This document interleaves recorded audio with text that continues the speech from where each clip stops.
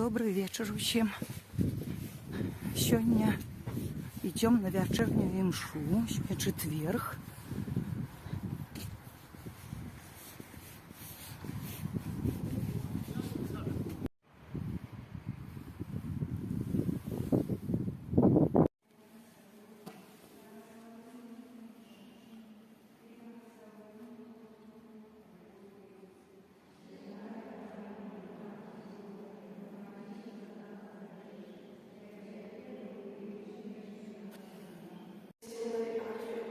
Співайте йому нову пісню, пригожуйте йому лучше. Співайте Пану нову пісню. Наміри Пана триваються віки, задуми серця як на з покоління в покоління.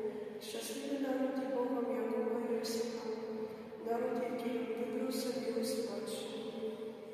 Співайте Пану нову пісню.